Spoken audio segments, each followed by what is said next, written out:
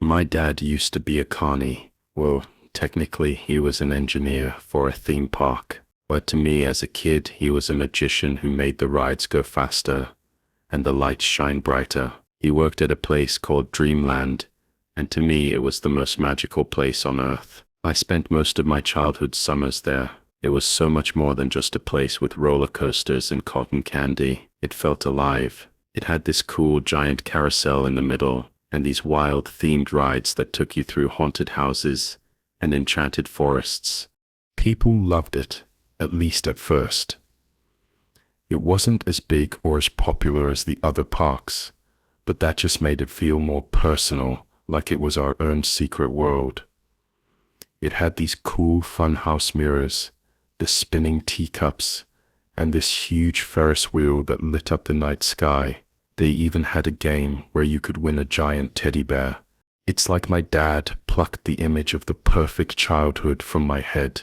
But then, stuff started happening, mostly around the staff, getting into weird accidents. It didn't make the news much. The park owners were good at keeping things quiet, but they couldn't stop the stories from reaching the nearby towns. Let's just say, it wasn't unusual to see a Dreamland employee at the hospital in those days. Still, people loved Dreamland. Then, those kids died. A lot of the details around their deaths were kept out of the press.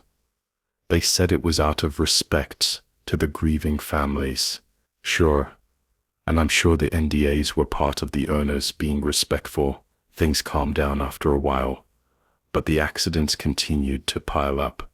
Getting assigned to work at the funhouse became like a prison sentence. The park eventually did close down. They said there wasn't enough demand for it to stay open. That I can believe. Employee injuries were fine as long as the place was still making money. Apparently, so now it's just been sitting there all this time, rotting away. People forgot about it, or they tried to, but you know how stories are. They don't really die. Rumors started cropping up about why it really closed. Some said it was the rides. Others thought it was cursed, haunted by the dead. The owners tried to bury it. To make everyone forget, they put up fences, big ones, with padlocks and no trespassing signs all over. But how could I forget my own dad? He was just a kid at heart, man, and he always had that look in his eyes, like everything was an adventure. Then one day, he just wasn't there anymore.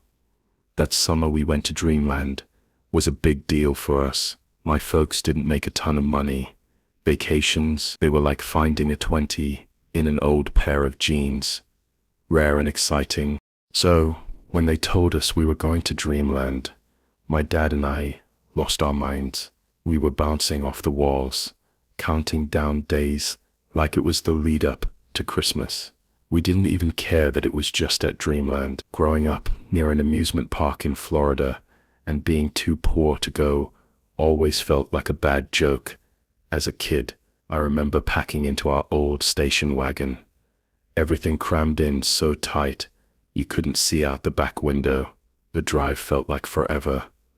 Me and my dad made up games to pass the time. I Spy got old fast, so we invented stories about the stuff we'd do at Dreamland. When we finally got there, it was like stepping into another world. The place had this vibe.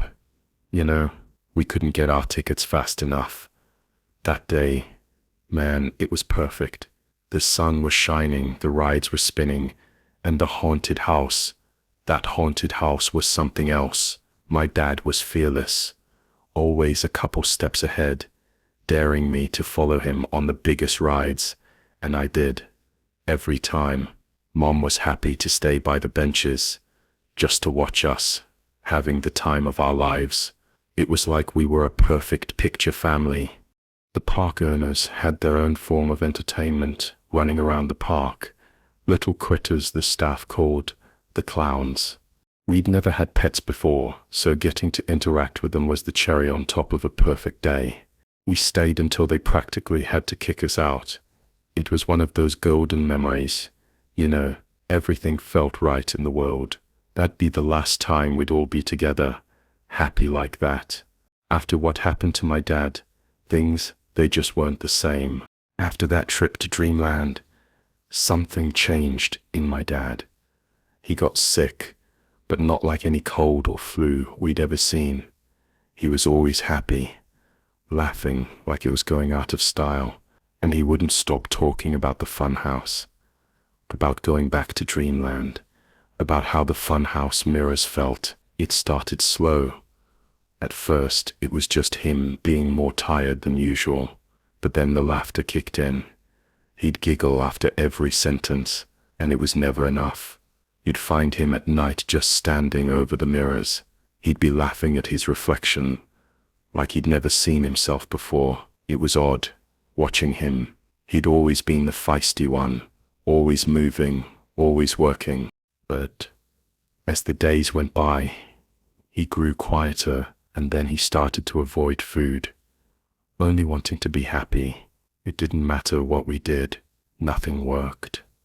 His eyes grew hollow and desperate. After a few days, his body had started wasting away. It was heartbreaking, seeing him like that. Mom and Dad took him to doctors, lots of them, but they all just scratched their heads. They ran tests, asked questions, gave him a bunch of drugs, even hooked him up to a feeding tube. But my dad just kept getting skinnier, paler. It was like he was fading away right in front of us, and no one could figure out why. The only thing that could perk him up was the funhouse mirrors. Medical bills started piling up fast. I had to grow up a lot quicker than I would have. We eventually had to take my dad home. The night he disappeared, it was like any other Tuesday. We all went to bed like usual. But Mom, she was really worried about my dad. She barely got any sleep because she'd check on him throughout the night. But during one of these rounds, she found my dad's bed empty. His clown curtains were torn away from the open window. Panic set in fast. I woke up to the sounds of Mom crying into the phone.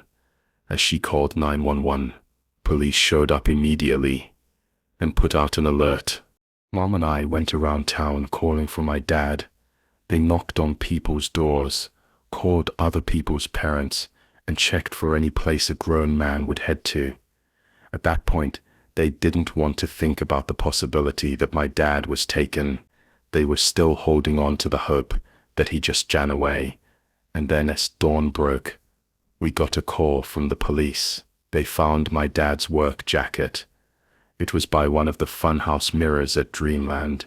It was torn up and covered in clown hair. Seemed like one of the local critters was using it as a blanket. But that was all they found. Everyone was baffled. How did such a sick man manage to walk that far on his own? And the park was locked up for the night. Yet somehow my dad got in. It didn't make any sense. But the police said that the owners were willing to help them search for my dad too. They'd let the police bring in search parties, as long as they didn't hurt any of the clowns that live in the park. Cops and volunteers combed the place until sundown. My mom had to be dragged out when the place had to close for the night. That went on for a week. They even spread out the woods around Dreamland. They never found any other trace of my dad, no other sign that he was even at the park at all. It was like he just vanished. Some men in suits came by soon after that. They offered my parents a deal to keep this whole thing quiet. My parents were furious. Everything started going wrong after our trip. They blamed it all on the park. There must have been something in the funhouse mirrors that made my dad sick, but we had no choice. We were drowning in debt, and my parents needed the hush money. It tore us apart. You know, losing my dad like that, and being forced to keep quiet about it. My family never really moved on from it. We were always tense around each other after that. We later found out my dad wasn't the only death linked to Dreamland. There were other employees who also died under mysterious circumstances. People started whispering about some mind-bending toxin in the makeup, and the owners, They latched onto that story like a lifeline, blaming everything on it. Fast forward a bunch of years, and life's taken me places I never thought I'd go. Ended up working for a security firm. It's your standard rent-a-cop place. It's not glamorous, but it paid enough for someone who only had a high school diploma. Then one day, I got this job order. It was paying way above our usual rate. That was because it was a job from the big owners themselves. Dreamland wanted a night watchman, and guess where? Dreamland. Their current guy was retiring, and they needed a replacement. Despite the generous offer, no one really wanted the job. Any facilities the resort had were long gone. That means no electricity, no running water, and no cozy employee lounge. Any watchman would have to set up a makeshift camp on site and bring lots of bug spray. The job order included a massive budget to cover any supplies we'd need, enough for a decent-sized tent, a generator, a stove, and as much food and water as we can carry. The company would be happy to reimburse us anything else we'd need. I was the only one who was willing to take the job. My mom just had a stroke. I needed the money to cover the bills. Besides, I figured it might give me some sort of closure. You know, if I confront the place that took my dad, maybe I could finally let go of the anger, of the guilt. As soon as I volunteered, my boss gave me the job packet, along with the old watchman's contact details. He was a guy named Robert, and he's retiring after being on the job for 12 years. I texted the number and was told to show up to this diner downtown for my training. Robert was this tall, thin dude with wrinkles. You could tell he'd seen some stuff. He drank coffee like his life depended on it. Jed, he said, handing me a beat-up flashlight. Keeping people out of there is more important than you think, especially when it gets dark. Then he pulled out a map of the place. It was old and worn, with notes written all over it. In the bottom right corner were a list of rules. Rule 1. Do not talk to the clown. He pointed to an X by the entrance. Might sound funny, but trust me on this. It's bad luck, son. I nodded. Every gig has its superstitions. You don't question them if you want to get along with the people you're working with. Rule 2. Remove any props you see lying around. He glanced around like the ground might sprout a rubber nose or something. Costs left out can cause problems, he said. He told me that as soon as I see any, during my rounds, I should take it out of the resort. He left me a prop box with a heavy-duty padlock on the job site. I was to take any props and dump them in there. Make sure you don't ever leave that box unlocked, Jed. This is all to keep you safe, he explained. Rule 3. Don't cross the funhouse. Try not to even look at it. Nothing good comes from paying it any mind. Now I know I haven't been to the place since I was a kid, but I don't think there actually was a funhouse in the park. Robert must have seen the confusion on my face, because he gave me this look that told me I shouldn't even bring it up. I mean this one, Jed. You'll know it when you see it, he said with finality before moving to the last rule. Rule 4. Follow the clowns when you get lost.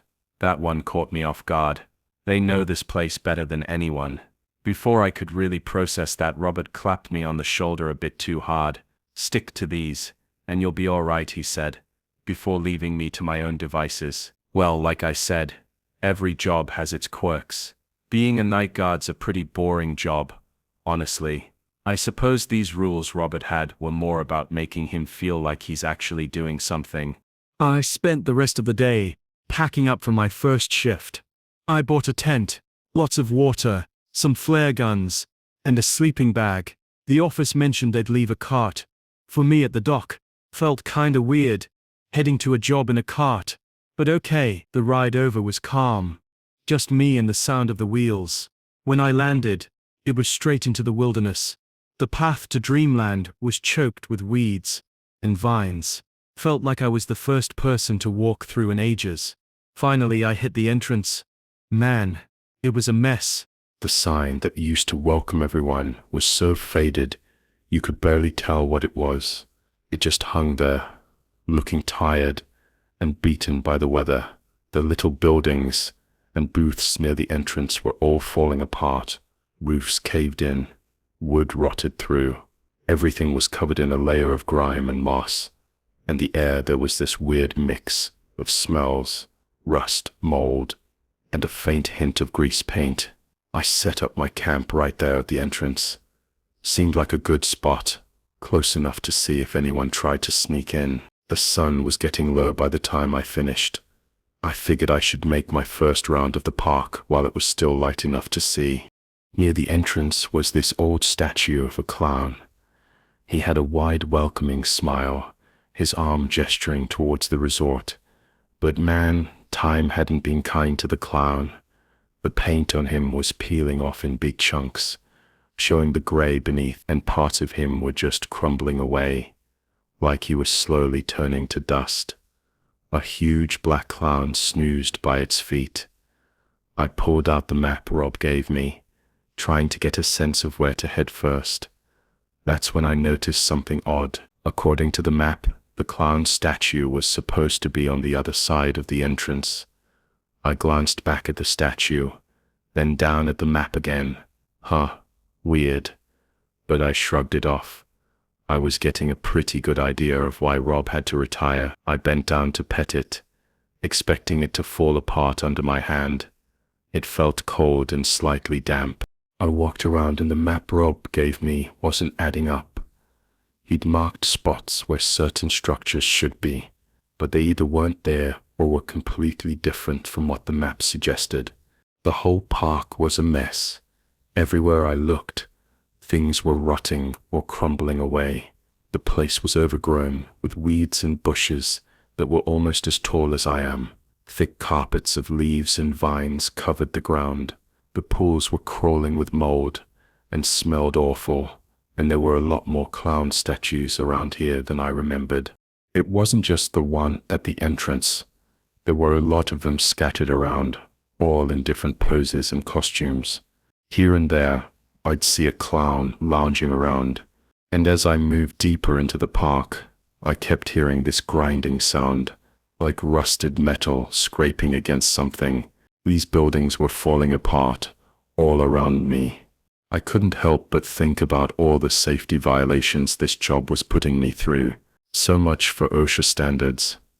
Then that's when I saw it, right there in the middle of the path. A juggling ball. But not just any juggling ball. This one looked shiny and new. I remembered Rob's second rule, and stopped in my tracks. Why was there a brand new juggling ball just sitting here? It almost seemed like it was left there on purpose. I picked it up, feeling its weight in my hand. I turned around to make my way back to the entrance. This must be some sort of test to see if I could follow instructions. They'll probably check the prop box after my shift to see if I did. As I walked back, those grinding noises kept up, surrounding me. The whole place was gonna fall apart, right before my eyes. But deep down, a part of me wasn't so sure that was it. It all sounded too deliberate. And when I finally got back to the entrance, that's when I noticed something weird. The clown. The statue wasn't like how I remembered. Before, he was looking out to the path, ready to welcome kids into the park. But now he was turned towards the gate, like he was waiting for me to come back out. My heart did a little jump. There must have been someone else here, hazing, training, whatever they want to call it. But it explained everything. I quickly locked up the juggling ball in Rob's prop box.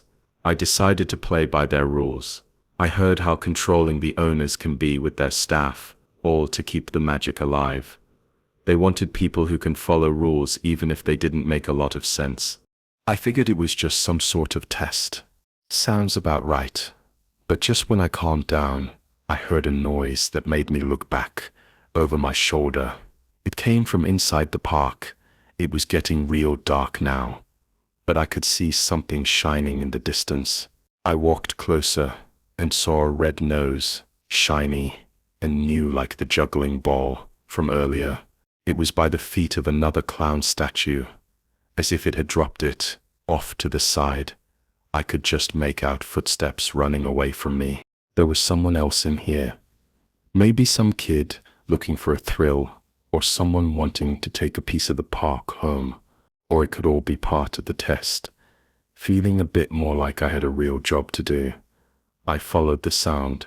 "Hey," I called out as I walked. "You're not supposed to be here." It was fully dark now. I had to use my flashlight to get around. One wrong move, and I could step on a rusty nail or fall into an empty pit. Every now and then, I'd catch the sound of footsteps just out of reach. It was like playing a game of tag with a ghost. I was deep into dreamland now. More trees started blocking my way. At this point, it felt more like a forest than a family resort, and every now and then, I'd spot a clown statue.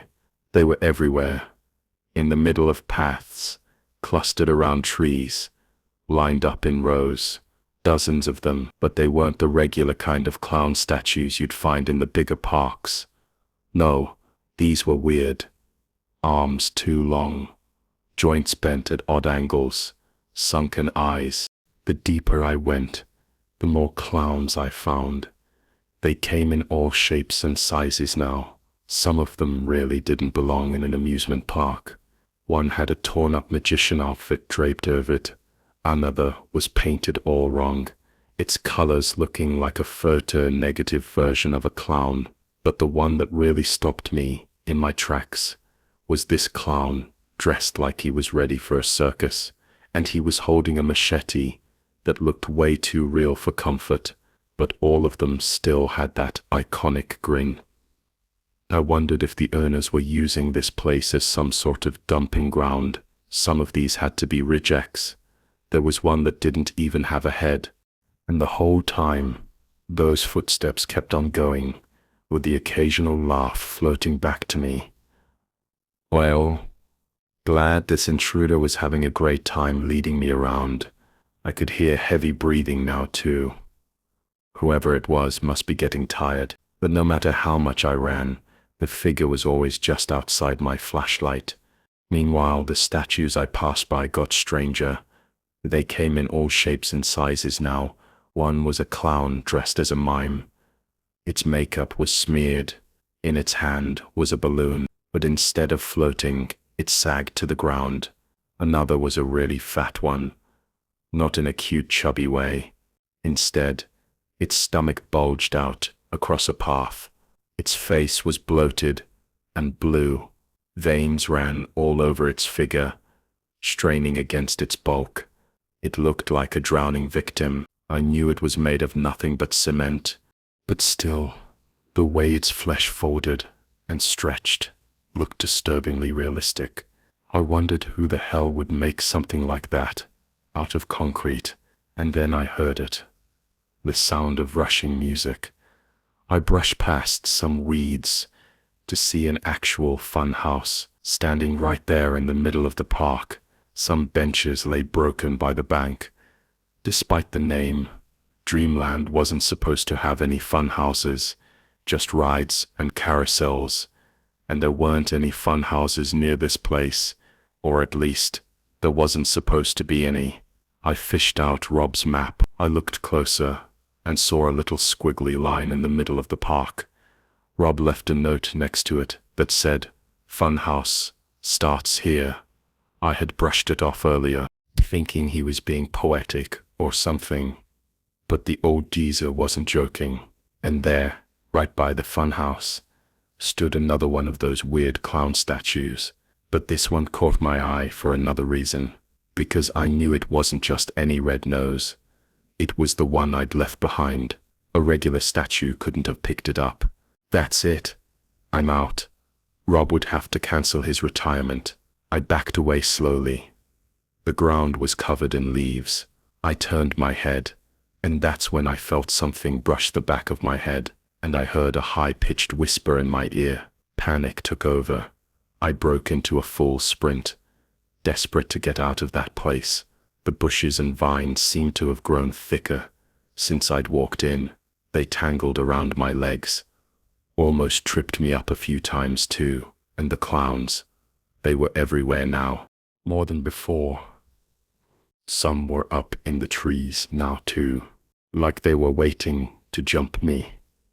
I almost ran into a few of them as I crashed through bushes, and this whole time I keep hearing the grinding noises.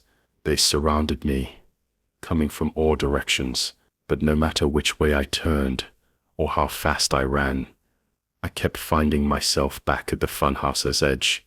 The park shouldn't be this big. I pulled out the map again, hoping Rob left me a clue.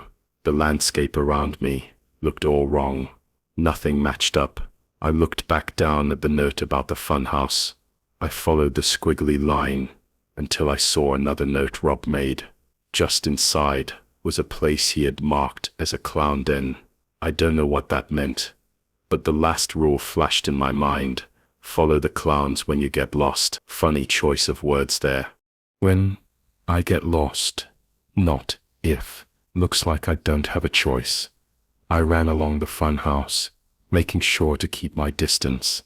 I couldn't see where the clown with the red nose was, but there were more of them now, standing on the other bank. The grinding sound was much louder. I couldn't take my eyes off the path for too long, but every time I looked to the side, I'd see more and more clowns coming out of the trees. I never saw any of them move, but every time I looked back, they seemed to have shifted closer to the funhouse's edge. I ran faster until I saw a flash of red in the funhouse. I almost tripped at what I saw, because some of them are in the funhouse now. Their necks were all twisted to look at me. Their eyes had a lifelike shine to them now. Behind me, the grinding concrete noises grew louder, closing in on me fast. I was almost out of breath. They're playing with me, I realized. My chest was on fire, and that's when I heard a sharp screech. In front of me was a grey tabby clown, fur all puffed out, looking like it was ready to take on the world. It was hissing, not at me, but at what's behind me. Another clown, a white one, darted out from the bushes. It leaped at something behind my back. I heard a wet tearing sound and a loud thud as something heavy fell to the ground. I didn't have the guts to turn around and see what it was. More clowns had appeared now, hissing and surging around me. More heavy thuds sounded from behind me. I fell to my knees, trying to catch my breath. And that's when I saw the orange clown. It was sitting calmly on a fallen log, its tail swishing slowly from side to side. I didn't know what else to do. "You know a way out, bud?" I asked. The clown twitched its nose before jumping into the brush. It kept its tail up like a beacon for me to follow. So that's what I did. Every now and then, it would glance back, as if to make sure I was still there. Its fur stood out against the dark. Behind me, I could hear the other clowns hissing and crying out. I can't hear any of the grinding noises anymore. My guide picked up the pace. Darting through the weeds, I did my best to keep up. Every time it looked back at me, it felt like a silent promise that I wasn't alone in this. That tiny bit of hope kept me moving. Even when my lungs burned and my legs ached, slowly things started to look more familiar. The sound of the funhouse faded away, and the thick bushes and vines thinned out. The ground evened out. Finally, we broke free from the dense growth. I was now standing in the middle of the park. No creepy clown statues anywhere. Weak sunlight was just breaking over the water. The clowns slowed down, and I could see the entrance gate in the distance. I let out a breath and glanced back. Behind me was just open space. A couple of old, rotting picnic tables scattered around. No sign of the forest, the fun house, or any of the clowns. The orange clown started circling around my legs, purring and rubbing against me. I reached down to pet its soft fur. It was nice, having something make sense again, something warm and safe. I picked him up before heading for the gates.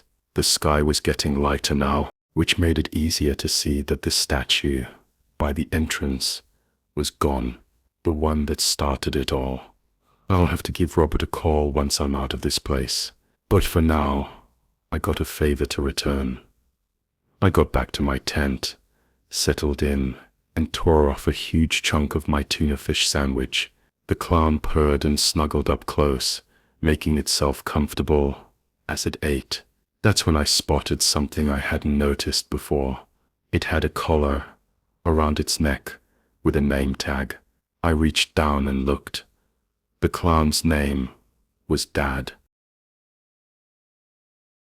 The small antique shop was a relic in its own right, a dusty cavern filled with the forgotten ephemera of countless lives. The owner, a man with a wild shock of white hair and a perpetually distracted air, sat behind a counter piled high with books. The air inside was still and heavy, smelling of old paper, leather, and something sweet and faintly medicinal, like dried herbs. A tiny bell jingled as I pushed the door open, a sound that seemed to be swallowed by the silence within.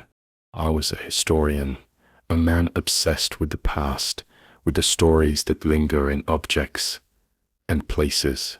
My life was a meticulous examination of other people's memories, a way of avoiding my own. My sister, Clara, had recently passed away, and with her went the final living link to our shared childhood.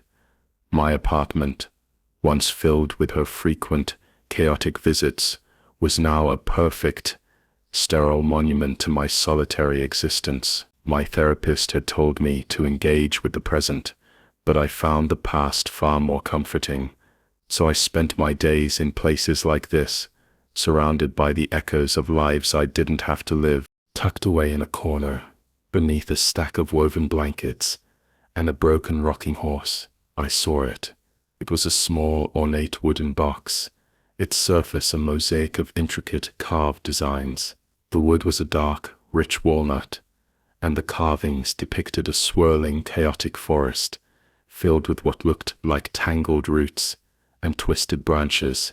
There was no latch, no keyhole. The box was sealed. A smooth, seamless cube. The owner, roused from his reading by my presence, shuffled over.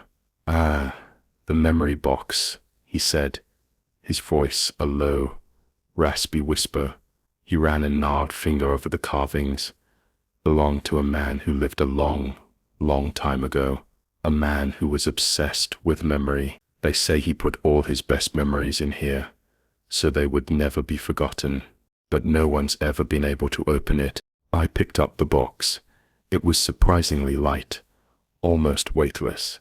I ran my fingers over the carvings, and for a fleeting moment, I felt a warmth, a faint internal glow, as if a tiny, sleeping heart was beating inside the wood. A strange sense of certainty washed over me. I had to have it. "How much?" I asked, my voice barely a whisper. "It's not for sale," he said, turning back to his books. "It's a gift." He gave me a knowing look over his spectacles. Some things just find their way to their owners. I took the box and walked out into the afternoon light. The air outside felt different, crisper, as if a fog had just lifted. The antique shop, with its dark, unblinking windows, now seemed less like a shop and more like a mausoleum. Back in my apartment, I placed the box on my desk, a curious, silent sentinel in a room filled with orderly research and historical texts. I examined it, looking for a seam, a catch, any indication of how to open it. There was nothing. It was a perfect, seamless cube of carved wood. That evening, as I was working on a paper about ancient civilizations, I heard it, a faint, low hum, a soft buzzing that seemed to emanate from the box.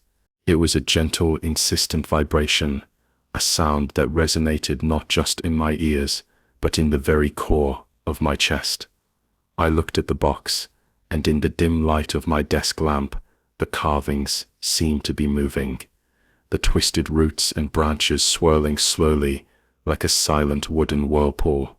The next day, I had a memory, not a recollection, but a full-blown, vivid memory that felt as real as the present moment. I was a child again, standing in my grandmother's kitchen. The sun was streaming through the window, and the air smelled of baking bread. I could hear the sound of my sister, Clara, laughing, her voice a bright, musical sound I hadn't heard in years. I could feel the warmth of my grandmother's hand on my shoulder, a comforting, solid presence. It wasn't a dream, it was a memory I hadn't thought of in decades. A tiny, perfect snapshot of a moment in time, given back to me in its entirety. The next night, I had another one. This time, it was a memory of my first date, of the awkward, exhilarating feeling of holding hands in a movie theater. The next, a memory of a vacation my family took when I was a teenager, of the scent of salt air and the sound of waves crashing on the shore. Each memory was a gift, a perfect, detailed recreation of a moment I had forgotten, a testament to a life I had lived. But soon, the memories started to change. They were still mine, but they were distorted, subtly wrong. I had a memory of my graduation, but in the memory, my father's face was a blur, a featureless smear. I had a memory of a childhood birthday, but my sister, Clara, was absent from the room, a ghostly void where she should have been. The memories were no longer gifts. They were curses. They were a slow, methodical erasing of the people who had been a part of my life. I took the box and threw it in the river, watching it bob on the current, a small, dark speck against the rippling water. I had to get rid of it. I had to stop it from taking my memories, from leaving me with nothing but a blank slate. But the next morning, it was back on my desk. The wood was damp. The carvings, now darker, more pronounced. The faint, sweet smell of the ocean clung to it, a phantom scent from a memory I was losing. The humming inside it was no longer gentle. It was a low, insistent vibration, a silent, desperate scream. I could feel it in my teeth, in my bones. I started to have nightmares, not of monsters or shadows, but of nothingness. I would dream I was looking at a photo album, but all the faces were blank, the people I had loved and known replaced by a featureless void, and the carvings on the box, when I looked at them in the morning, seemed to have shifted. The twisted roots and branches now looked like the veins and arteries of a human heart, a dark, chaotic labyrinth of a life being forgotten. The humming is a constant now, a low, buzzing static that follows me everywhere. I can't think. I can't work. I sit at my desk, staring at the box, and wait. I wait for the next memory to be taken, the next person to be erased. The last memory I had was of my wedding day. In the memory, Anna's face was a beautiful, clear portrait. This morning, I looked at the box. The humming was louder than ever. I felt a pang of fear, not for myself, but for her. What happens to a person when their memories are taken? Do they become an empty vessel, or do they become a new host, a new box for someone else's memories?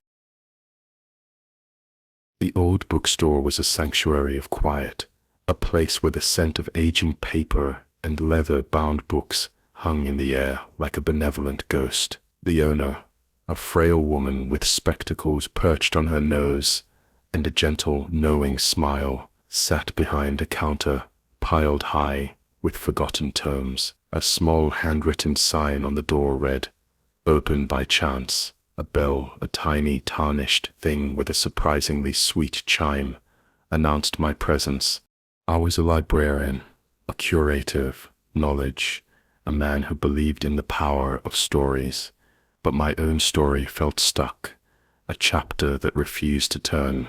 My grandfather, a man who had been my anchor and my guide, had passed away a year ago. The silence he left behind felt like a physical weight, a pressure in my chest that no amount of reading could alleviate. My therapist had told me to find a new story to get lost in, and I had been doing just that, wandering through forgotten bookstores in a desperate search for a new beginning. In a dimly lit corner, tucked away on a shelf that was clearly meant for children's books, I saw it. It was a small, leather-bound journal, no bigger than the palm of my hand. The leather was a deep, rich brown, and the pages were stained and yellowed with age. The front cover had a single word embossed on it in a beautiful, looping script: dreams. There was no clasp, no lock. The book was a silent, unassuming secret. The owner, seeing me examining the book, came over. "Ah, that little one," she said, her voice a soft, dry rustle, like turning pages, "belonged to a young girl who used to come in here. She said she could write down her dreams in it, and they would all come true, but only if she wrote them down before she fell asleep." She smiled, a fond, distant look in her eyes. She left it behind when she moved away, said she didn't need to dream anymore. I ran my thumb over the embossed title. The leather felt smooth and cool beneath my touch, and I felt a faint internal flutter, as if a tiny butterfly was trapped inside the book. A strange sense of certainty washed over me. I had to have it. "How much?" I asked, my voice barely a whisper. "It's not for sale," she said, her smile widening. "It's a story that wants to be told. It's looking for a new author." She handed it to me. "A gift. Just promise me you'll use it well." I took the book and walked out into the cool evening air. The bookstore, with its dimly lit windows and silent shelves, now seemed less like a shop and more like a library of secrets, a place where stories waited patiently for their new readers. Back in my apartment, I placed the journal on my bedside table, a silent, dark presence in the room. I opened it. The pages were blank, a clean slate waiting to be filled. That night, as I lay in bed, I thought of a dream I wanted to have. I wanted to dream of my grandfather. I wanted to see him one more time. I picked up a pen, and in the dim light of my bedside lamp, I wrote, "Tonight, I dream of my grandfather. I dream of his laugh and the sound of his stories." I closed the book and placed it back on the table. That night, I had the dream. I was a child again, sitting on my grandfather's lap, listening to him tell a story. His laugh was a deep, rumbling sound, a sound I had almost forgotten. The scent of his pipe tobacco and old books filled the air. A comforting, familiar smell. He was real, so real that when I woke up, I could almost feel the warmth of his hand on my shoulder. The dream was perfect, a beautiful, vivid memory that felt more real than reality. The next night, I wrote, "I dream of Anna, the librarian I met last week. I dream of her smile and the way her eyes light up when she talks about old books." That night, I had the dream. I was standing in the bookstore, talking to her. Her smile was as beautiful as I remembered, and her eyes sparkled with a quiet intelligence. We talked for hours about books, about stories, about our lives. It was a dream that felt so real, so full of possibility, that when I woke up, I felt a pang of genuine loss. But soon, the dreams started to change. They were still mine, but they were distorted, subtly wrong. I wrote, "I dream of a promotion at work. I dream of success." That night, I dreamt of a promotion, but in the dream, I was alone in my office. The celebratory drinks and congratulations, a silent pantomime. I was a success, but there was no one to share it with. I wrote, I dream of finding a partner, of finding love. That night, I dreamt of being with someone, but their face was always blurred, a featureless smear. They were a companion, but they were not real. The dreams were no longer gifts. They were a curse, a twisted, distorted mirror of my desires. I took the journal and threw it in the incinerator, watching the beautiful, leather-bound book curl and blacken in the flames. I had to get rid of it. I had to stop it from corrupting my dreams, from leaving me with nothing but a hollow, twisted version of what I wanted. But the next morning, it was back on my bedside table. The leather was unscorched. The pages a pristine, innocent white. The embossed word on the cover, dreams, now seemed to throb with a faint crimson light. The air in my room felt thick with a silent, expectant energy. I could feel it in my sleep, a low buzzing static that followed me everywhere. The dreams, when they came, were not mine anymore. I dreamt of a stranger's childhood, a man's regrets, a woman's fears. They were vivid, horrifying, and utterly alien.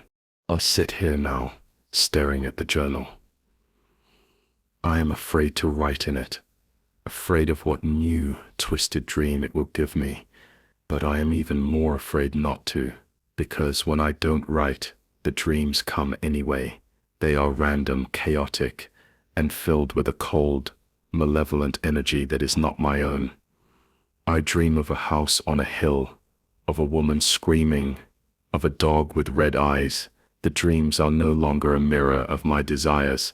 They are a window into someone else's nightmares, and the word on the cover, dreams, now seems to have a different meaning, not of hope and desire, but of a never-ending cycle of terror. Do you ever wonder what happens to the dreams people don't want to have? Do you ever think that some of them are just waiting, looking for a new home, a new mind to haunt, a new person to force them upon? The old lighthouse keeper's cottage stood on a windswept cliff, a solitary sentinel overlooking a grey, turbulent sea. The salt spray had long since stripped the paint from the shutters and bleached the wood of the porch. A single, small sign, half hidden by a tangle of hardy coastal flora, read, "Everything must go." The wind, a constant mournful presence, whistled through the eaves and rattled the loose panes of glass, a ghostly lament for a life that had ended. I was a journalist, a seeker of truth, a man who spent his days digging for facts and exposing secrets, but my own life had become a fiction, a carefully constructed narrative of a happy man that was beginning to fall apart. My wife, Elena, had recently left, and with her went the sound of the ocean, the one thing that had always connected us. We used to walk the beach every evening, the sound of the waves a constant, comforting rhythm in our lives. Now my apartment, so far from the sea, was a silent tomb. My therapist, a pragmatic woman with a no-nonsense attitude, had suggested I find a new story to write. So I drove, and when I saw the cottage, I felt a strange magnetic pull. The inside was a mess of marine debris and the detritus of a life lived by the sea. Fishing nets, ropes, and buoys lay scattered on the floor. In the living room, a dusty old telescope sat aimed at a window that looked out over the ocean, a silent witness to countless storms and sunrises. The air was heavy with the smell of salt, damp wood, and a faint, sweet smell of pipe tobacco.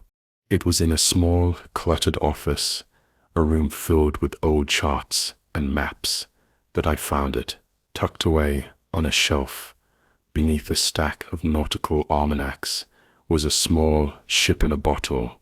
It wasn't a beautiful, intricate model. It was crudely made.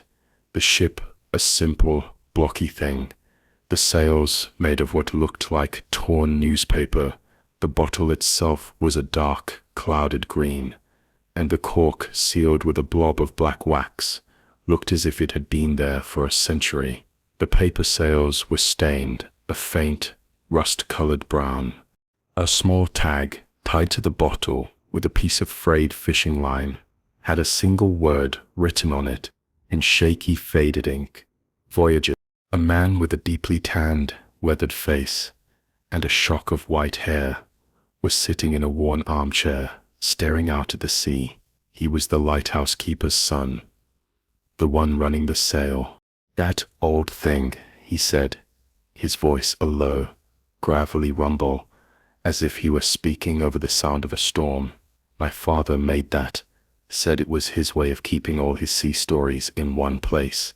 He swore that if you held it up to the light, you could see the journey he was talking about." He smiled, a sad, distant look in his eyes. He was a strange man. He believed in things no one else could see. I picked up the bottle. It was cold and heavy in my hands, and a low, distant humming seemed to emanate from its core, a sound like a far-off foghorn. A strange sense of purpose filled me. I had to have it. "How much?" I asked, my voice barely a whisper. $1, he said, not even turning his head. "Take it, please. It's just taking up space." I placed $1 on the table next to him and walked out with the bottle. The wind was picking up, and the waves were crashing against the cliffs, a fierce, pounding rhythm that felt both exhilarating and terrifying. The cottage, now a dark silhouette against the tumultuous sky, seemed to be holding its breath. Back in my apartment, the bottle looked out of place, a strange, sea-worn relic in a space that was so far from the ocean. I placed it on my desk, a silent, curious artifact from a life I didn't know. That evening, as I was working on a story, I heard it, a faint, low sound, a whispering that seemed to come from the bottle itself. It was the sound of the ocean, not the placid, calming sound I had known, but the sound of a violent storm, of waves crashing against a shore with a terrifying rhythmic force. I held the bottle up to the light. As the man had said, the sails, made of torn newspaper, seemed to glow with a faint crimson light. For a moment, I thought I could see something inside, a tiny dark shape tossing on a miniature turbulent sea. The next day, I had a memory, not a recollection, but a vivid sensory experience. I was on a ship, a small battered fishing boat, in the middle of a terrible storm. The wind was howling, the rain was coming down in sheets, and the waves were towering over the deck, crashing down with a force that threatened to splinter the boat in two. I could taste the salt spray, feel the cold sting of the wind, and hear the terrified shouts of the crew. It wasn't my memory, it was someone else's. It was a story I was being forced to live. The next night, I had another one.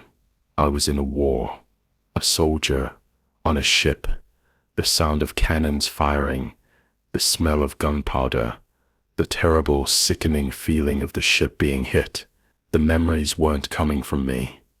They were coming from the bottle. Each one was a voyage, a journey into a life that was not my own. But soon, the memories started to change. They were still voyages, but they were distorted, subtly wrong. I had a memory of a peaceful journey across a calm sea, but in the memory, the ship was a ghost ship, the crew silent, their faces blurred, their movements slow and unnatural. I had a memory of a journey of discovery, of a new land being found, but in the memory, the land was a wasteland, a barren, lifeless place. The memories were no longer gifts. They were a curse, a twisted, distorted mirror of a life lived. I took the bottle and threw it in the trash. I had to get rid of it. I had to stop it from taking over my mind, from replacing my own memories with someone else's. But the next morning, it was back on my desk. The cork, sealed with black wax, now seemed to have a faint, pulsating glow. The air in my room felt thick with a silent, expectant energy. I could feel it in my sleep, a low, buzzing static that followed me everywhere.